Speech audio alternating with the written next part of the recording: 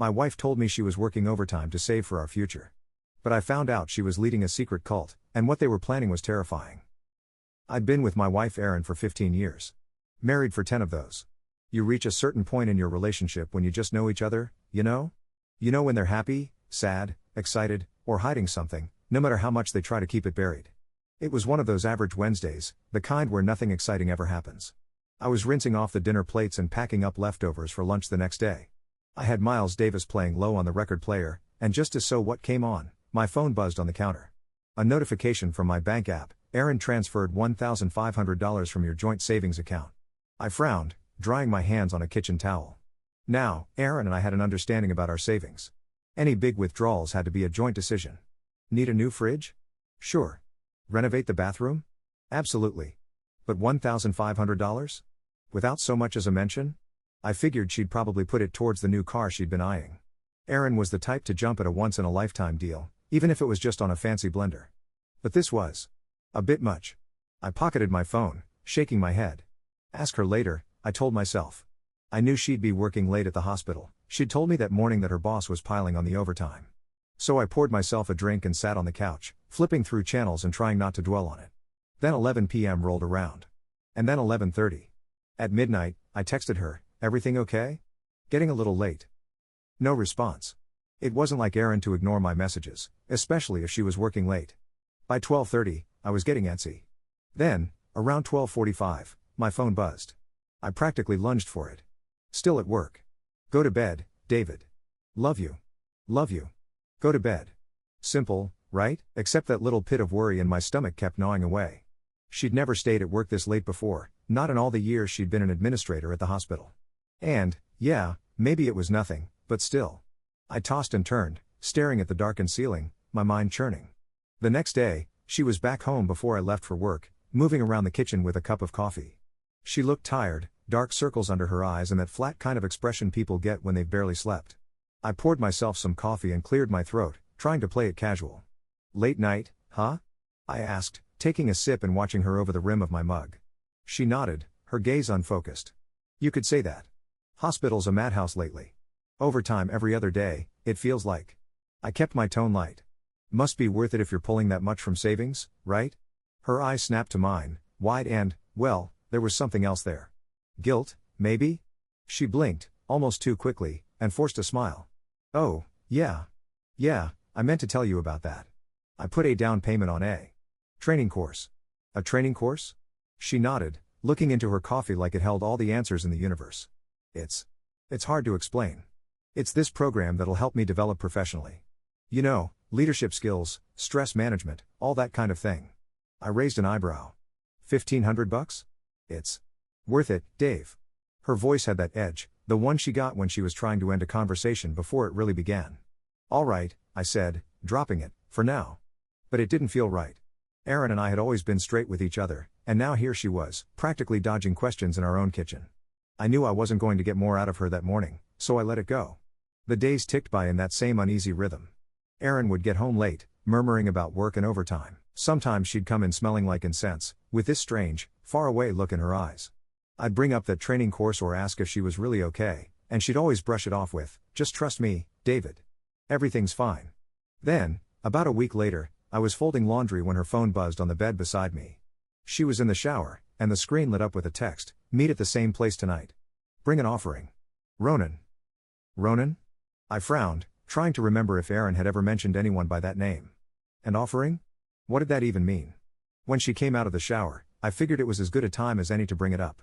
"Hey, babe?" I said, holding her phone out. "Who's Ronan?" She froze, wrapping her towel a little tighter around herself. "Oh, he's a colleague. Works in a different department." "Why?" I shrugged, trying to look nonchalant. "Saw a text from him, that's all. Something about a meeting and an offering?" Her face paled, but she forced a laugh. "Oh. That's just hospital lingo. You know, he's kind of spiritual. It's just a joke. Hospital humor." "Aha," I said, trying to keep the disbelief out of my voice. "Since when does the hospital have secret meetings?" "It's not a secret, Dave," she said it with a tight smile, but her voice had that same edge again. "It's just a group of us who get together after work. For, you know, stress relief." I didn't push further. I knew that tone too well. The drop it, or we're gonna argue tone.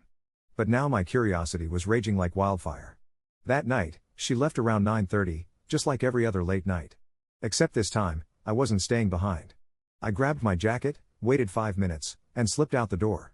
Her car took a route that wasn't towards the hospital. Instead, she drove towards the outskirts of town. I tailed her, feeling like a guilty, lovesick teenager. She eventually pulled into the lot of an old, abandoned warehouse, and I parked my car a good distance away, watching as she got out and joined a small group of people already gathered outside. The streetlight flickered above them, casting strange shadows over the group. I stepped out of my car, sticking to the shadows as they disappeared inside the warehouse. The night was silent, broken only by the faint murmuring coming from inside. Heart pounding, I crept closer and found a broken window that gave me a view of what was going on. Inside, they'd set up a circle of chairs, draped in what looked like some kind of dark fabric, with candles scattered everywhere. Erin stood at the center, her face lit by the eerie, flickering glow. She looked serene, almost peaceful, as she started speaking in a low, rhythmic voice. Tonight, we cleanse ourselves of the burdens that keep us chained. We are bound to a world that does not understand us. But together, we break free. The group around her started chanting softly, their voices blending into a quiet, hypnotic hum. And then Ronan, a tall man with a long, unkempt beard, stepped forward and placed something small and wrapped in red cloth at Erin's feet. Erin picked it up, unwrapping it slowly, carefully, as though it was something sacred. I couldn't quite see what it was, but her expression was one of reverence. "Tonight, we offer this to you," she whispered. "For unity, for strength." I must have shifted, or maybe it was my breathing. Whatever it was, something gave me away because suddenly, Erin's eyes flicked towards the window, and she saw me. For a second, time froze. Her face went from shock to something darker, colder. Without a word, she gestured to the others, and they all turned to face me. I had nowhere to go, nowhere to hide. "David," she said, her voice echoing in the dark, empty space. "What are you doing here?" I stammered, trying to piece together an answer. I was worried about you. "You've been acting strange, Erin. I just wanted to make sure you were okay." She let out a slow, disappointed sigh. "You shouldn't have come here, David." One of the other members, a woman with piercing eyes, stepped forward. "He's not ready," she said, looking at Erin.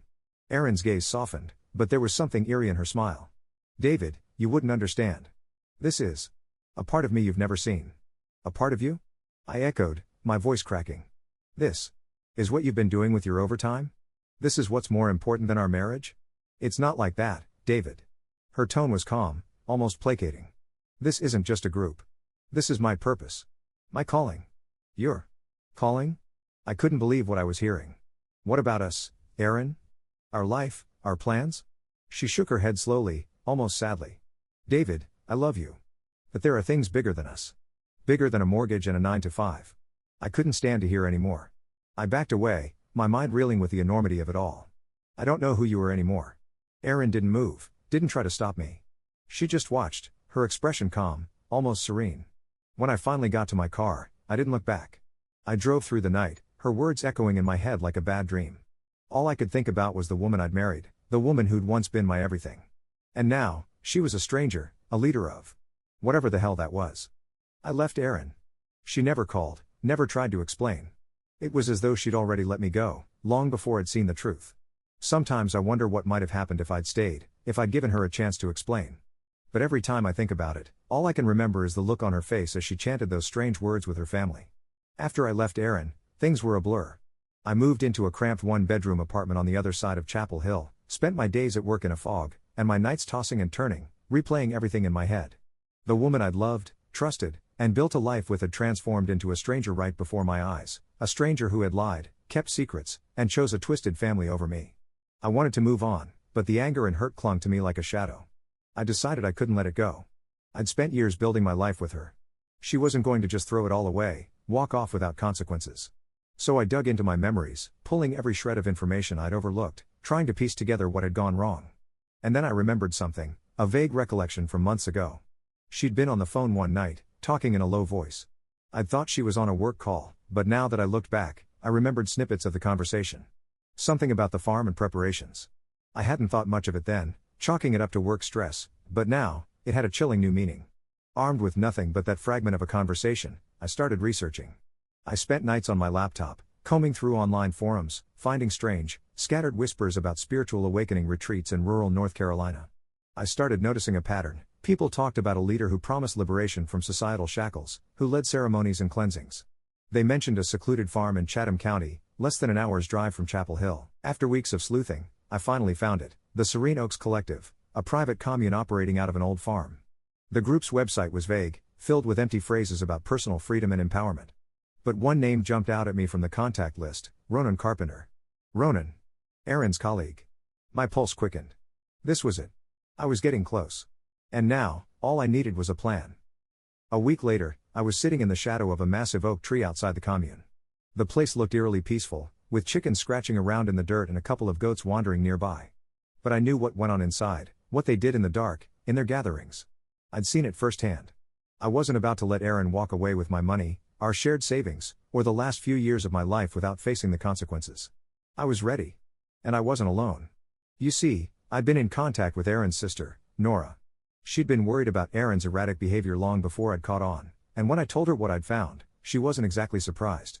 In fact, she'd been harboring her own suspicions. Aaron had isolated herself from family, cutting off nearly everyone. Nora was furious, not just about what Aaron had done to me, but how she'd turned her back on the people who'd always supported her. Together, we decided to hit Aaron where it would hurt. The next morning, we made our move. Nora had a contact at a local news station, an old high school friend who worked as a reporter.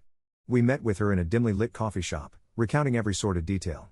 She was fascinated, her eyes lighting up as she scribbled down notes. I gave her everything I had, photos I'd snapped that night in the warehouse, details of Aaron's late-night rituals, the money she'd siphoned from our joint account. Nora filled in stories from their childhood, painting Aaron as a once kind-hearted, trusting woman who'd somehow taken a dark, twisted path. The story hit the airwaves the next day, plastered with sensational headlines: secret cult leader exposed, local woman's descent into darkness. The response was immediate and intense. By that afternoon, Aaron's name was splashed across every major news outlet in the area. She'd made a name for herself in the hospital, so it didn't take long for people to connect the dots.